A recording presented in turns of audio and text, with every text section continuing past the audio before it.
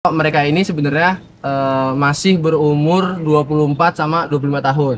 Tetapi dia berdua nih living together.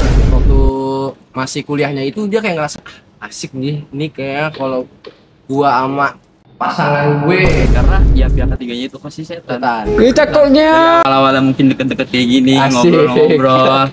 Terus jangan berjalan-jalan tangan, kan? Bahaya kalau kayak gitu. Bismillahirrohmanirrohim. Assalamualaikum warahmatullahi wabarakatuh. Waalaikumsalam warahmatullahi wabarakatuh.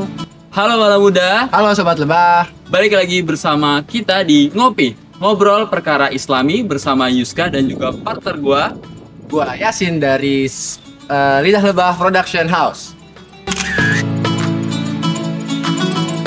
Oke, di kesempatan kali ini gua sama Yasin bakalan ngobrol perkara yang kayak sekarang tuh lagi viral-viralnya dan Betul. juga panas banget nih di Berita hangat nih. betul di Indonesia. Kalau boleh tahu apa nih, Sin?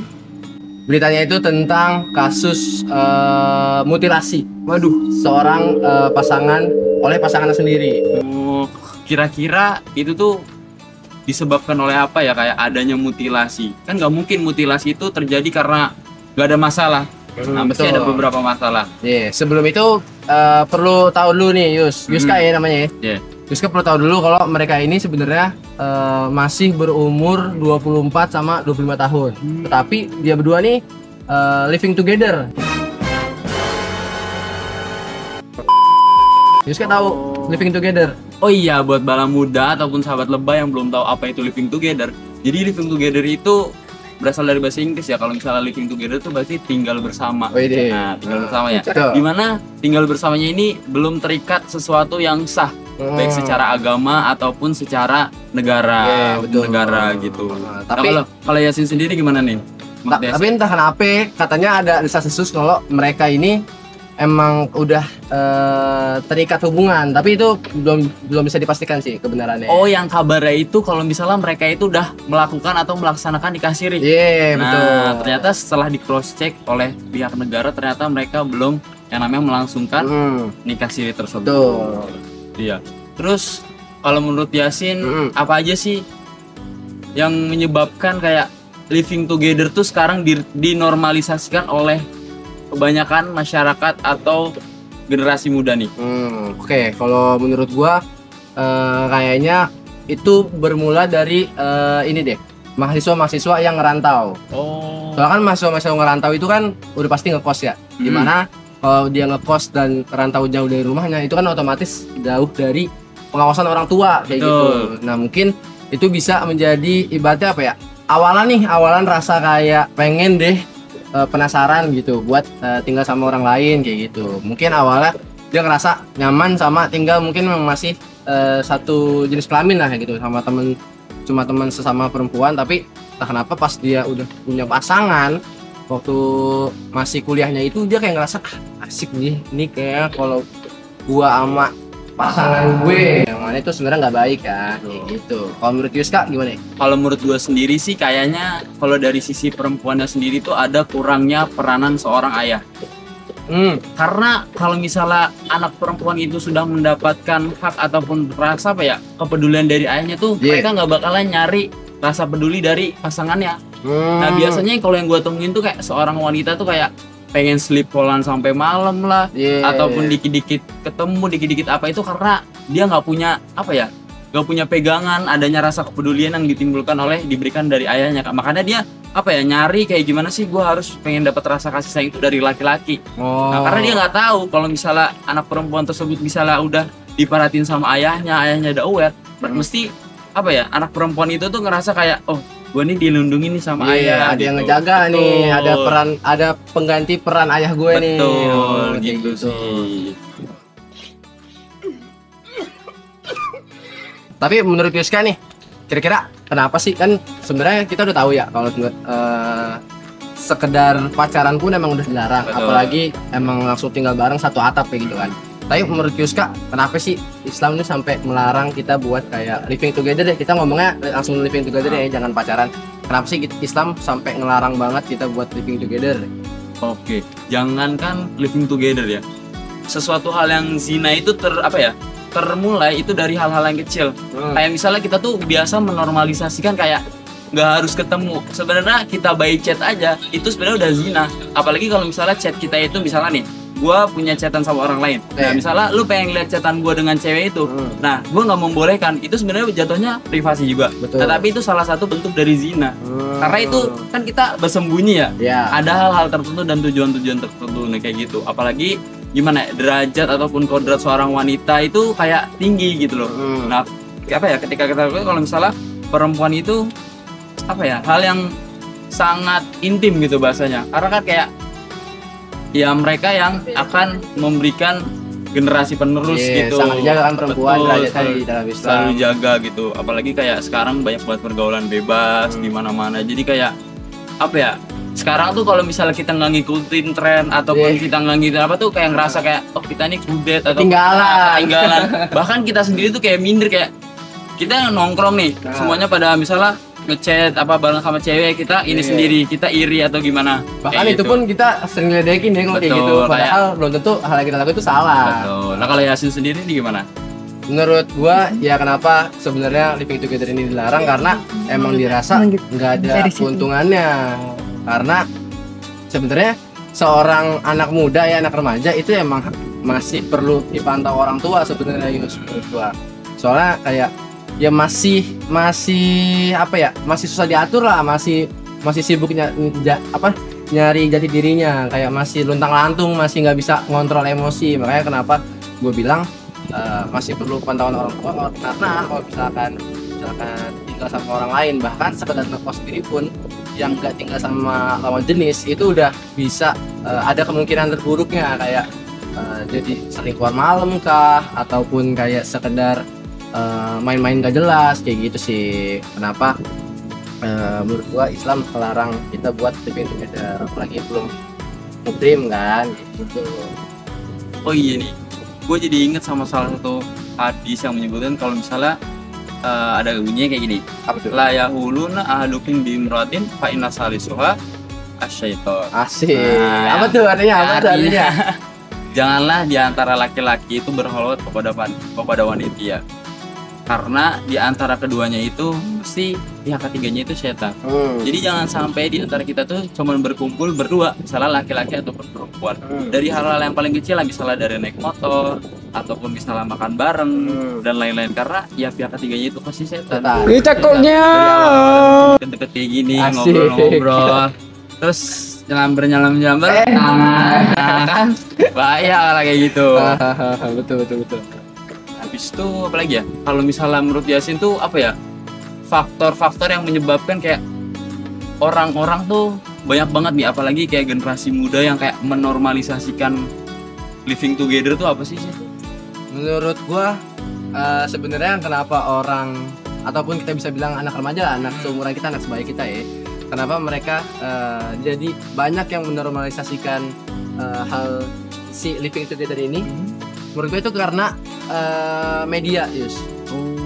Karena banyak kan orang yang bahkan mereka tuh nggak malu buat nge-sharing hal-hal yang mereka lakuin. Padahal hal yang mereka lakuin tuh bisa dibilang suatu aib lah, suatu hal yang nggak dibenarkan dalam Islam. Tapi mereka tuh nggak ragu buat nge-share kegiatan mereka. Dimana kalau orang udah nge-share nih, terus orang lain tuh pasti kayak ngerasa kayaknya ini perbuatan nggak masalah deh, soalnya orang ini pun bahkan nggak malu buat nge-share akan hal ini. Kayak itu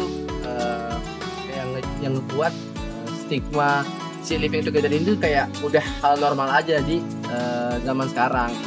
Terus Kak? Iya sih, apalagi sekarang tuh kayak banyak banget dari generasi muda yang kayak sekarang tuh punya yang namanya akun secret. Betul. Di Instagramnya itu kayak masa dong aduh sangat juga kayak dan itu kan nggak semua orang bisa mengaksesnya gitu. Apalagi sekarang Gen Z itu terkenal dengan yang namanya gini-gini.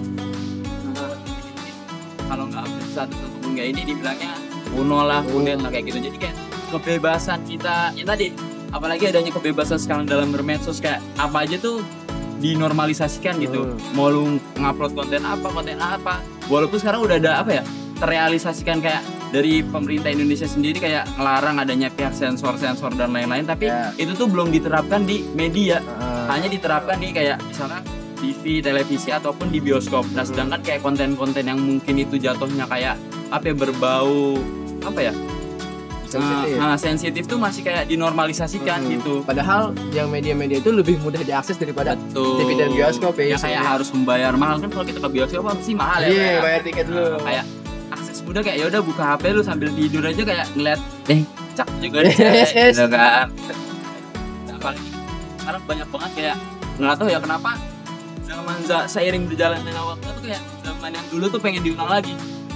Contohnya kayak dulu tuh apa ya, orang berpakaian terbuka tuh kayak nah akhirnya banyak orang berlomba-lomba kayak nyari pakaian agar dirinya tertutup, tapi sering berjalan waktu tuh itu tuh balik lagi. Kayak sekarang tuh yang tertutup tuh malah aneh. Kayak terbuka tuh malah wah. Ya nggak sih? Nah kayak gitu sih. Jadi kayak apa ya, dari sesuatu hal yang kecil aja, karena ya apalagi kelemahan laki-laki itu dari mana coba? Nafsu dan juga pandangan. Ya kan? Ya ngelihat ini sedikit, cakep tuh gitu. Pengalaman deh. Pengalaman ya. Gak gitu. Makanya dari sesuatu hal yang kecil, makanya apa ya? Sendiri ya buat kita jaga diri sendiri, karena kayak nggak usah jaga orang lain, jaga dari diri sendiri.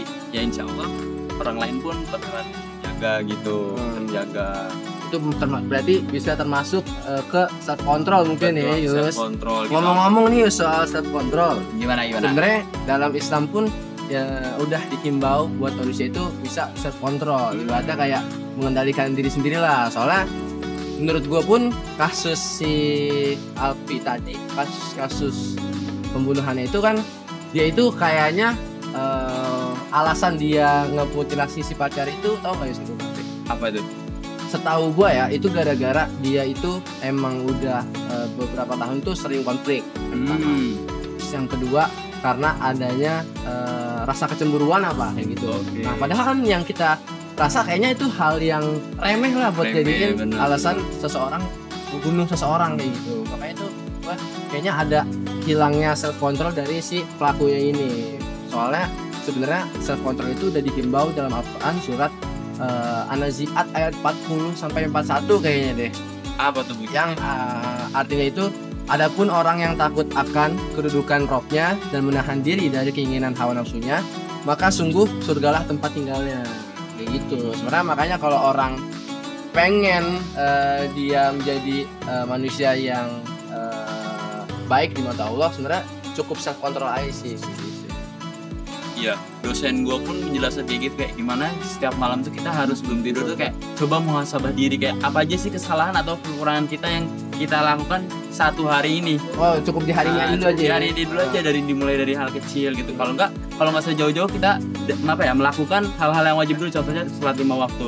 Insya Allah kalau misalnya kita ngejaga itu tuh kayak udah aman lah bahasa kayak gitu. Bahkan orang-orang yang menjalankan sholat 5 waktu aja kadang-kadang masih kecolongan hal-hal kecil. Iya, betul. Kayak gitu. Makanya sekarang kayak hal-hal kecil tuh bisa berpotensi mendapatkan pahala, tapi banyak juga hal-hal kecil yang menimbulkan dosa.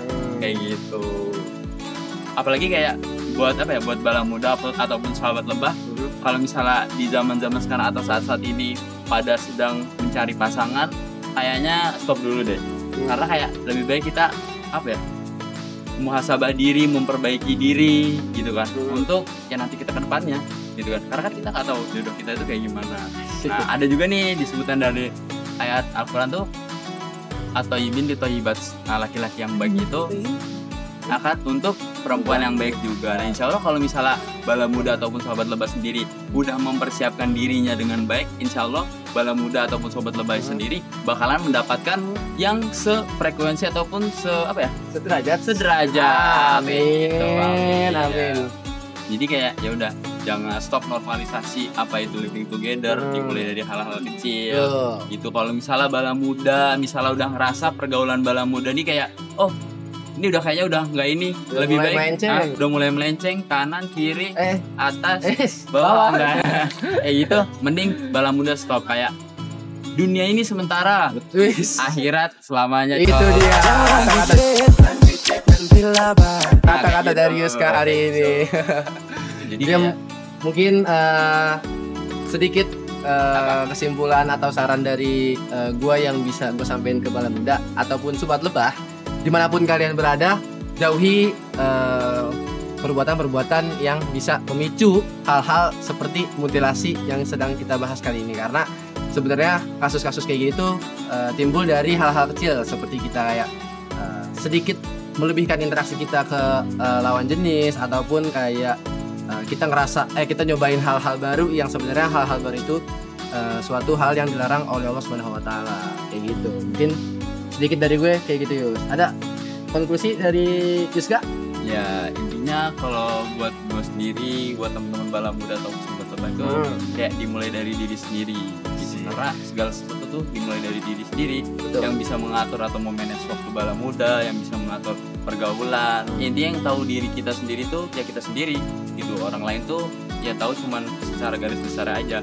Maka dari situ ya hilangkan rasa gengsi ya, karena tadi dunia itu sementara, akhirat selamanya. Dan insya Allah kalau misalnya Bala Muda udah bersungguh-sungguh mencari akhirat, insya Allah dunia bakalan dapat. Nah tapi sebaliknya kalau misalnya Bala Muda ataupun Sobat Lebah cuman ngincer dunia, akhirat belum tentu dapat. Asik. Oke, itu dia pembahasan kita berdua di hari ini. Mungkin kalau misalkan ada kurang lebihnya mohon maaf. Bala Muda dan Sobat Lebah jangan lupa dengerin selalu podcast ini. Kalau di LLPH ada di Instagram dan juga Spotify di Lidah Lebah Production House. Kalau di RDK Di YouTube kita di Radio Dakwah dan Komunikasi. Instagram RDK. Oke, mungkin udah cukup nih, Yus. Sudah cukup. Oke, mungkin cukup sekian bincang-bincang kita pada pagi hari ini. Kurang lebihnya gua dan juga Yasin minta maaf. Pamit undur suara. Maaf. Wassalamualaikum warahmatullahi wabarakatuh. Dadah.